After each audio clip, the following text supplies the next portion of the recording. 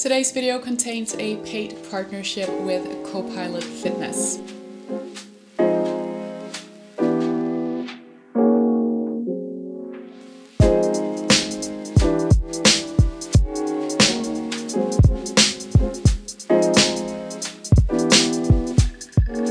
Hey guys, welcome back to my channel. So today's video is all about lifestyle, which I know some of you like to get into from time to time, even though I mostly make content evolving around slow fashion and personal style. So something a little bit different to my usual content, but then at the same time, maybe not that different, because being content and confident with your personal style stretches beyond just talking about clothes and fashion, I think. It also goes into generally finding ways to create good and healthy habits, make your life more meaningful, and in terms of minimalism and slow fashion, finding other things that bring you joy rather than indulging in, for example, retail therapy. I personally also love getting inspiration on making life a little bit easier and staying healthy, especially as a rather busy toddler mom and business owner. So I really hope this video will resonate with some of you guys as well. So today I wanted to share with you how I plan and structure my weekly workouts and how I stay consistent with these, even with limited time in this era of my life. What type of workouts I like is actually something I get asked about quite frequently, so hopefully this video should give you a better overview of my current workout routine. And I also wanted to share how we plan and prep our weekly meals as a family of three, well, four if we count our four-legged little friend. Just as a disclaimer, I am not a fitness trainer, I'm not a doctor, I'm not a dietitian, so please consult with a professional if you're in doubt or if you have special requirements. The following will all just be things that are working for me personally, and I will of course make sure to list any references down below if there are any. So like I mentioned before, today's video is sponsored by CoPilot Fitness, which is so much more than just a workout app. The cool thing about it is that you actually have human interaction with real certified fitness coach who creates customized and guided workouts for you, whatever your current form and needs may be. So every program is carefully tailored to you and is continuously adapted. Pretty much been active for most of my life. You might have seen that in some of my vlogs too. I do love a workout. I used to swim on a high level as a kid. I took dance lessons. I did gymnastics for a while too. So it's always felt like a natural extension of myself to move my body in some way. I haven't always been super consistent though, especially not after entering the slightly more hectic years of adulthood, but I feel like I've reached a point where I'm able to actually keep up with a realistic workout schedule, and I'm prioritizing it a lot more consistently these days too. So I wanted to share how I'm actually doing that, because especially if you have small children, we all know how short the days are, right? Working out is to me like natural medicine. I know that if I'm feeling like I'm in a bit of a slump or I'm in a bad mood, moving my body will always help soothe that feeling and take away some of the stress. So I used to go to the gym at least 3 to 4 times per week before I became a mom. Naturally now I have less time on my hands to do this. So it's taken some time to accept that fact that with the lifestyle I have and circumstances I find myself in now, this is just not possible for me anymore. So time in itself is a huge motivational factor for me. I'm more time pressed these days, often more tired too. So I don't want to have to spend too much time on my workouts, but I do after all want to prioritize them, because I also just know that I'll be a much better version of myself when I actually get around to doing it, which benefits me, but ultimately also, most importantly, the most important people in my life. So I've always loved combining at-home workouts with the more intense ones at the gym, but I find myself leaning even more into at-home workouts these years, which was why I was so excited when CoPilot Fitness reached out to me. So with the app, you can work out anywhere, anytime, with whatever equipment you have access to. My coach Samantha has been an absolute joy to work with. She's created 3 different programs for me in the app: 2 days for working out at home, and then 1 optional workout for when I'm at the gym and I have access to a little bit more equipment. So my workout schedule for the week, if you will, is usually a body pump or TRX class every Saturday at the gym. It's kind of like a little Saturday tradition for me. It's a full body, super intense 60-minute class. Sometimes Sometimes I might not be able to go, so then it's nice to have that backup full body gym workout in the app, so I can just do that workout on my own. And then on Tuesdays, I have a 30-minute upper body at home workout, and on Thursdays, I have a 45-minute lower body workout also at home. I've been keeping up with this routine for a little less than a month now, and my consistency and streak has been the best it's been in a really long time. Having those fixed days in the app is giving me the push I need without feeling like I'm compromising on flexibility, because life happens. Sometimes I might not be able to show up for the workout, but then I can just push the workout a day forward instead of skipping it all together, which I would definitely get into the habit of doing before trying the app. So it gives me more direction, I think. I also love how everything is taken care of for me.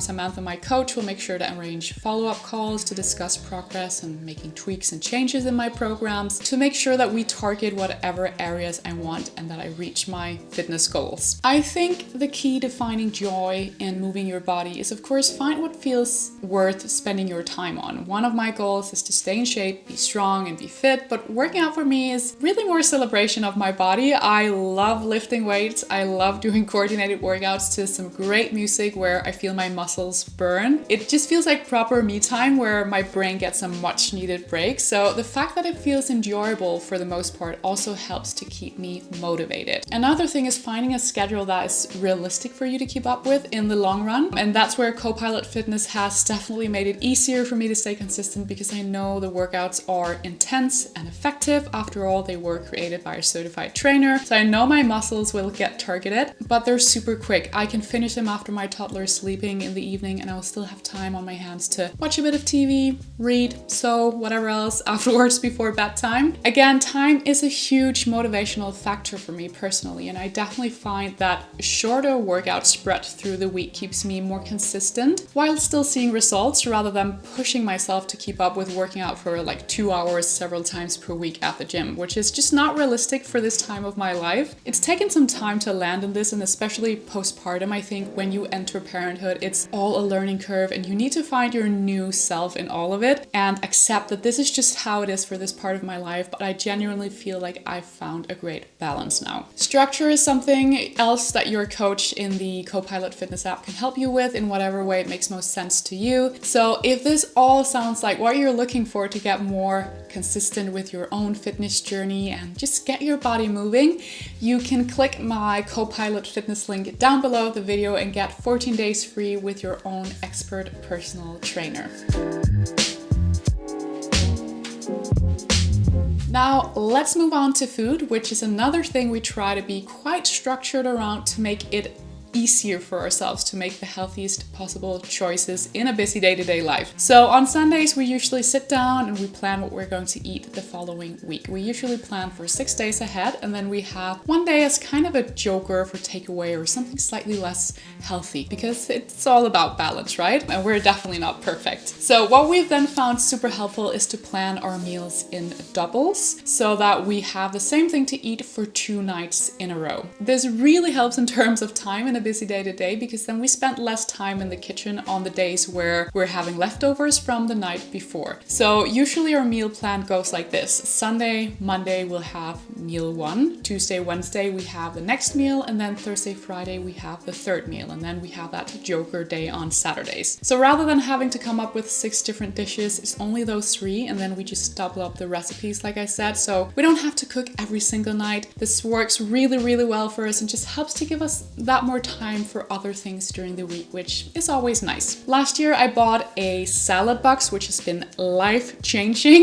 It's essentially a big box with small compartments inside for vegetables and fruit. So once we're done with the weekly food shop on Sundays, I will chop and prep lots of veggies, lots of fruit, so that it's super easy to grab a healthy snack or use these for lunch or dinner. So I usually fill it around 2 times per week, and I do find that the veggies and fruit actually stays fresh for quite a long time. And although it does take some time to prep all of this on Sundays, I actually find it quite enjoyable and so helpful in terms of keeping our general meals as healthy as possible, because it just makes it all more convenient for us during the week, which is where we really need the convenience.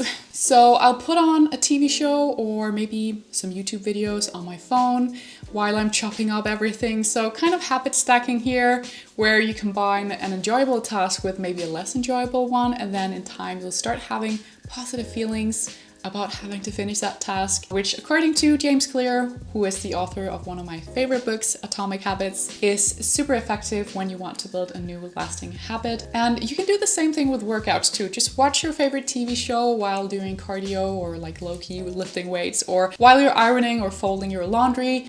This can make you start feeling more positive about actually getting that task done and actually show up. We usually find our recipes in one of our cookbooks like Veg by Jamie Oliver, Vegan Eats by Rachel Amma, or we'll go through some of our old HelloFresh recipes that we've kept through time when we used to order food from them. And then we also have a few go-to websites for recipes. Most of them are in Danish, but I'll make sure to leave them linked down below anyway.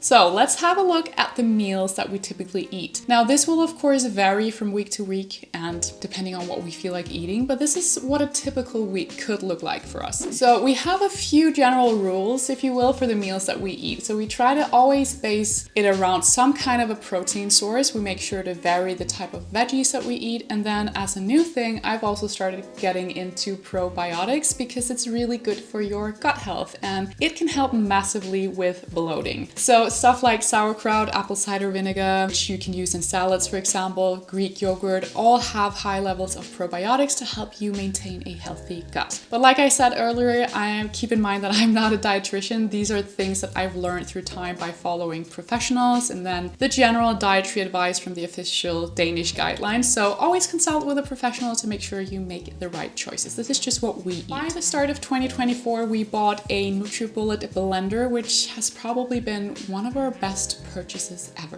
It's become one of our most used kitchen appliances in a really short time. So we mainly use this to make breakfast smoothies. So we'll have one of these every morning. After my pregnancy in 2020, I sometimes struggle a bit with breakfast because I suffered from morning sickness. And this kind of just stuck with me ever since. At the same time though, I need to fill my belly pretty quickly after waking up because stretching it too far can be a migraine trigger for me. So I really need to make sure I keep my blood sugar stable. So I start off with a glass of water when I wake up, then I make the smoothie, which has both oats, almonds, and skyr, which is a high protein type of yogurt, and it's a really fulfilling smoothie that will keep me full for hours. Sometimes I do boil an egg too if I need just a little bit more, but usually this is actually enough for me to start off the day, and then I might have a pre-lunch snack or some fruit if I'm feeling hungry before lunch. I also try to wait at least 1 to 2 hours before I have my first cup of coffee in the morning. Well, I say my first, it sounds like I have 10 cups per day.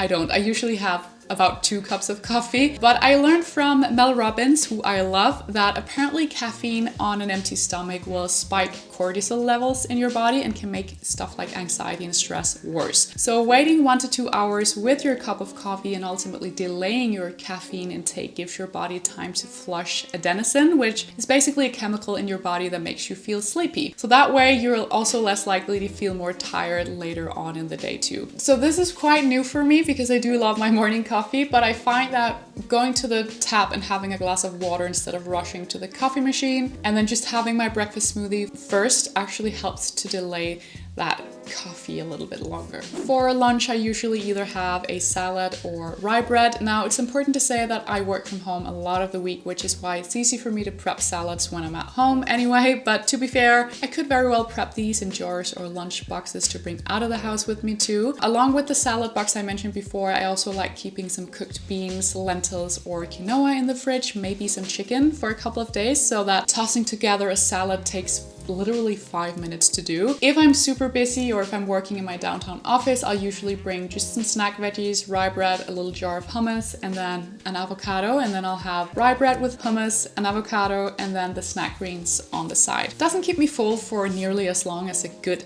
heavy salad with lentils and quinoa, so I will have an afternoon snack or some fruit on days like that. So for dinner this particular week, we had chicken lasagna on Sunday and Monday with steamed broccoli. So since we have a toddler, it's of course always at the top of our minds that our meals should be child friendly too. Generally we try to cut down on meat, and usually we stick with chicken when we do have meat, but we really try to challenge ourselves to find alternative protein sources too, to also be a little kinder to the planet. Then we had pita bread with the salad box. Again, this is just super easy because everything is already chopped for us and our daughter loves this. She won't have pita filled the same way we will, but she'll have lots of little piles of goodness on her plate to choose between, and then just a piece of bread on the side. So super child friendly. Sometimes we'll put a bit of chicken in. I just had beans as my main protein source for that particular night. And then we also had some onions fried in some apple cider vinegar for that probiotic source. Then for our third meal of this week, we had oven roasted veggies with rice topped with a bit of pesto, a bit of chicken, and halloumi fritters, which we sometimes have that without chicken because halloumi in itself has quite a lot of protein. I usually just grate some veggies like zucchini, carrots, grate some halloumi, add an egg, a bit of flour, maybe an onion and garlic, seasoning, and then I mix it all together and fry the fritters on the pan. So halloumi is probably not the healthiest option because it also has quite a lot of fat and salt in it, but we will sometimes have it as sort of a meat substitute or more of a treat, if you will, in smaller amounts. Finally, I'm definitely a snacker, especially in the evening. If I hit the couch and we're watching TV, I always feel an instant urge to eat something. I've always been a snacker, to be fair, but I think motherhood definitely has an impact too. Some days you're just so tired and you feel like eating everything. So that's probably one of my bad habits that I'm really trying to improve. So keeping some dark chocolate in the house, some nuts and some corn and rice crackers for those evenings where you're just feeling peckish, not really hungry, but you just feel like eating a snack. It really helps to take the top of that craving. Also, a good cup of tea is always nice. During the day, I swear by almonds and raisins as a little sweet pick-me-up, both between breakfast and lunch and dinner. Like I said, I suffer from migraines from time to time, and one of my biggest triggers is either harsh light and then not eating. So if I feel a little bit hungry and I walk around with that feeling for too long, it can trigger a migraine attack, which is just always uncomfortable. I find that the almonds especially helps to kind of stabilize my blood sugar and just nips off the top of the hunger to help me keep going if for some reason I don't have access to a full lunch just yet. Kind of like an emergency snack, if you will. I don't know if it probably all sounds like we're super duper healthy, which we are for the most part if we do say so ourselves, but like I said, we do have the occasional takeaway day during the week, and during holidays I find that we're not always so consistent with our healthy habits, even though we do try to keep up because, you know, you just feel better. But it's all about balance. We're not cut anything rigidly out of our lives, but just trying to keep a healthy, balanced approach, really. On Fridays, we usually buy a bit of candy from the bulk section at the supermarket, which I think most Danish families do on Fridays. It's a bit of a weekend tradition here, really. I'm a sucker for licorice and chocolate, so just have to have that on Fridays. We also swing by the local bakery or a cafe sometimes on Sundays to pick up a little afternoon cake. So please don't take this as if we're perfect, but hopefully it can inspire you to, if anything, structure your meals and planning a little bit more, help you stay consistent with good and healthy food choices. As I said, this is just what we tend to eat, which will vary for all of us. So if you have a different approach to what you eat, then I just hope that at least the structure of planning and prepping your meals will be inspiring to you. So there you have it, guys. A bit of a different video for you today, but like I said in the beginning, everything is connected, and keeping your body healthy is so important. Mind and body is connected. And if you're, looking to change anything in your life or just feel a little bit more focused and organized in a busy day to day, then I sincerely hope that you found some of these tips useful. I will make sure to link everything I mentioned down below: cookbooks, websites, references, and then lastly, a huge thank you to CoPilot for this opportunity, for letting me experience their app, getting my body moving more consistently, and for sponsoring this video. Don't forget, if you click my CoPilot Fitness link down below of the video, you can get 14 days free with your own expert personal trainer too. So I hope you guys enjoyed this video. Do give it a thumbs up or share it with a friend. If you did, thank you so much for all of your support. I really appreciate it. And then take care until the next one. Bye guys.